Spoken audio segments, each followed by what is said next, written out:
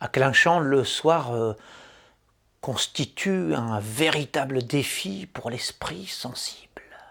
C'est un choc entre la pierre et l'azur, le sol et l'éther, le trou et l'infini.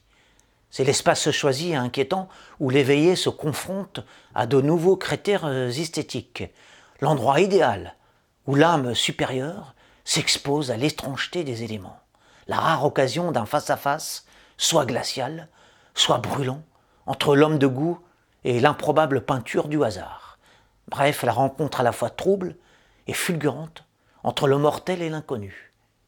Près de la mare et du fossé, à l'orée du bois ou au bout des chemins, hors des agitations futiles de ce siècle, de grandes choses s'opèrent, à l'abri des regards profanes. Seuls les habitants du bourg ainsi que les visiteurs peuvent potentiellement accéder à ces réalités alternatives, en ce lieu unique au monde. Les crépuscules y apparaissent, en effet, pareils à des spectres célestes aux visages chargés de pénombre.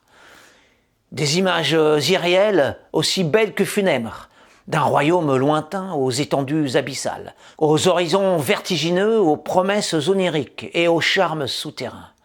Autant de raisons de fuir ce village de poussière et d'ennui, ou de s'enfoncer plus profondément encore dans l'éclatante obscurité de ce gouffre champêtre.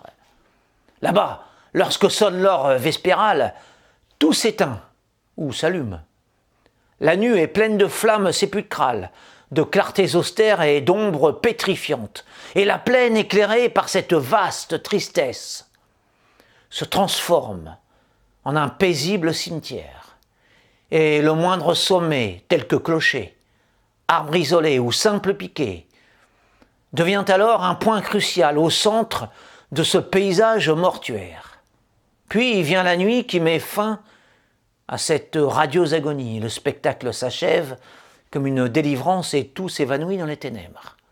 Les dormeurs au sommeil d'enclume se laissent bercer jusqu'à l'aube par ces feux suprêmes en les emportant dans leurs rêves de bovins pour en faire de fades salades de lueurs nocturnes.